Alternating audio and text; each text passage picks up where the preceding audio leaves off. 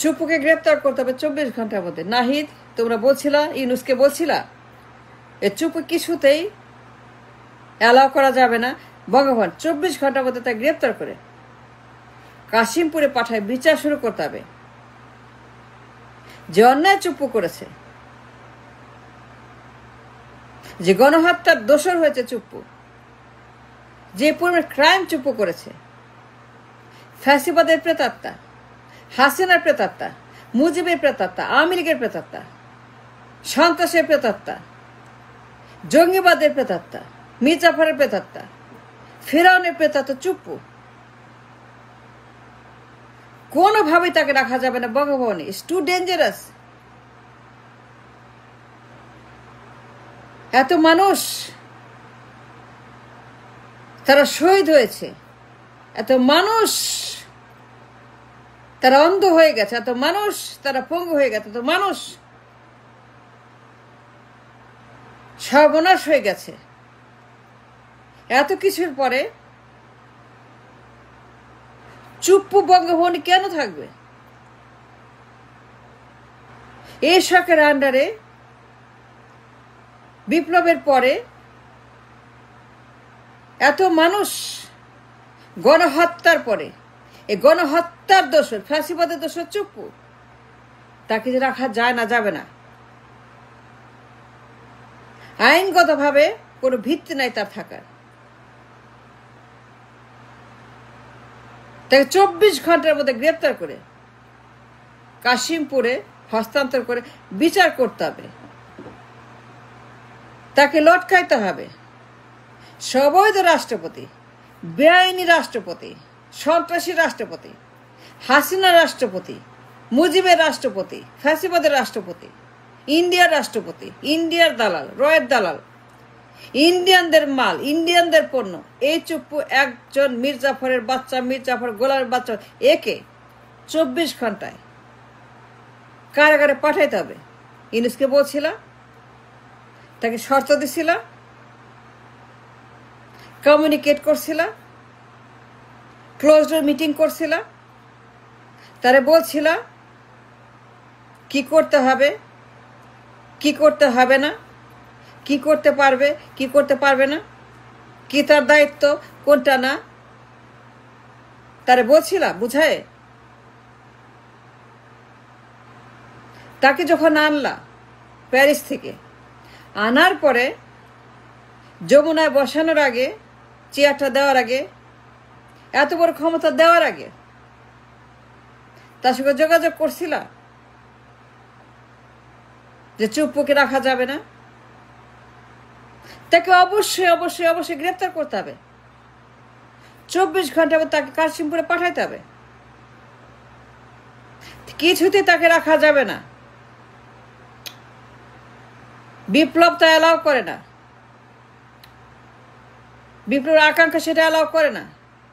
এটা বিপ্লবের বিরুদ্ধে, আকাঙ্ক্ষার বিরুদ্ধে, শহীদদের বিরুদ্ধে, তার রক্তের বিরুদ্ধে, তাদের গণহত্যাকারী এই চুপ্পু শহীদদের সঙ্গে বেইমানি করা, তাকে রাখার মানেই। তাকে রাখা যাবে না। ইউনুসকে বলছিল বুঝায় যে স্যার, আপনাকে আমরা আনছি এই জন্য যার ফেস ভ্যালু আছে, পরিচিতি আছে, নোবেল আছে, যোগাযোগ আছে, বিশ্বমঞ্চে আপনার গ্রহণযোগ্যতা আছে, আমাদের সাহায্য করেন, আমাদেরকে বাঁচান, আপনি কাজ করেন আমাদের জন্য, দেশের জন্য, দেশটাকে বাঁচান, আপনার সাহায্য চাই। বলছিল ইউনুসকে তোমরা যে কারো কথা শুনে এই খুনিকে রাখা যাবে না, তাহলে বুঝায় বলছিল।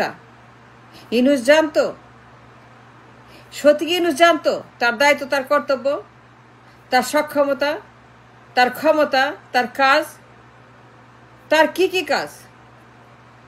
বিপ্লব সরকারের আন্ডারে, রিভলিউশনারি গভর্নমেন্টের আন্ডারে, বিপ্লব সরকারের আন্ডারে ইউনুসের কি কি কাজ আছে সে কি জানতো? তাকে বলছিল বুঝা তার কাজ কি, তাকে দায়িত্ব বুঝাই দিছিল। যমুনা দেওয়ার আগে, চেয়ার দেওয়ার আগে, যে চুপুর মতো একটা গুন্ডা, চুপুর মতো রয়ের দেওয়াল, চুপুর মতো ষড়যন্ত্রকারী, তাই কোনো মতে কোনো ক্রমেই রাখা যাবে না। তাকে বরখাস্ত করতে হবে, তাকে গ্রেপ্তার করতে হবে, কাশিমপুরিতে বিচার করতে হবে, তাকে লটকাইতে হবে। বিকজ যে পরিমাণ অন্যায় সে করেছে, ক্রাইম সে করেছে, গণহত্যার দোষর, ফ্যাসিবাদ দোষর, এই চুপু কারো কথা শুনে তাকে রাখা যাবে না, কোনো আইনে রাখা যাবে না। বলছিলা, তারা বুঝায় বলছিলা, তার শর্ত দিছিলা, শর্ত দিছিলা। নাহিদ, তোমরা কি ইউনূসকে শর্ত দাও নাই? শর্ত দাও নাই? কোন শর্ত দাও নাই? তার সঙ্গে পরামর্শ করো নাই? তারে বলো নাই? তারে জানাও নাই তার দায়িত্ব কি, কর্তব্য কি, কাজ কি, সে কি করতে পারবে, কি পারবে না, ইউনূস কত দূর যাইতে পারবে, কত পারবে না। বিপ্লবী সরকারের আন্ডারে একজন ইউনূস, তার দায়িত্ব কর্তব্য কি, এটা বলছিল নাহিদ, তোমরা বুঝায় বলছিল। তা টু দ্য পেনি বিষয়টা জানাইছিল, কেন জানাও নাই? যদি না জানা থাকো তাইলে পরে আমরা জানতে চাই কেন বলো নাই? এ চুপুকে গ্রেপ্তার করে তাকে কাশীপুরে পাঠায় বঙ্গভবন তালা দিতে হবে? কারো কথা মতো, কারো থ্রেট, কারো হুমকি ধামকি, কারো মব, কারো শয়তানি, গুন্ডাই, বদমাইশি শোনা যাবে না। এটা বিপ্লবের সরকার, এটা জুলাইয়ের সরকার, এটা শহীদদের সরকার, এটা অভ্যুত্থানের সরকার, নতুন বাংলাদেশের সরকার। এইখানে কারো কথা মতো দ্বিতীয় কোনো ব্যক্তির কথায় ইউনূস কিচ্ছু করতে পারবে না। সেই ক্ষমতা, সেই অধিকার, সেই আইন কোনো কিছু ইউনূসের নাই। তারা বলছিল বুঝায়, তার পরিধি, তার লিমিটেশন। এই বিপ্লবের সরকার, এটা এই সরকার যা ইচ্ছা তাই করতে পারে না। তোমাদের কথা চলবে সরকার, তোমরাই তাকে চালাবা, তোমরাই বলবা তোমরা বিপ্লব করছো, তোমরা শহীদ হয়েছ, তোমরা জীবন দিছ, তোমরা ঝুঁকি দিছ, তোমরা অভ্যুত্থান করছো, তোমাদের কথা সরকার চলবে, অন্য কারো কথা না। ইউনূস চলবে তোমাদের কথায়, অন্য কারো কথা না। তোমরা জীবন দিছ, তো রাস্তায় নামছো, স্লোগান দিছ, এক দফা দিছ, তোর ফ্যাসিবাদ এই দেশ থেকে নির্মূল করছো, হাসিনাকে উৎখাত করছো, হাসিনাকে ইন্ডিয়া পাঠাচ্ছ, হাসিনাকে বাধ্য করছো দেশ থেকে। তোমরা গণভবন দখল করছো, তোমরা গণভবন খালি, তোমরা গণভবন স্বাধীন করছো, তোর গণভবন স্বাধীন করছো,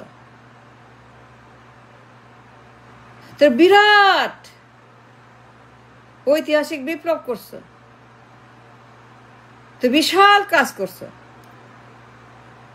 ইউনূস চলবে তোমাদের কথায়, ইউনূস চলবে তোমাদের হুকুমে, ইউনূস তোমাদের গোলাম, তোরা মাস্টার মাইন্ডার, তোরা বিপ্লবী।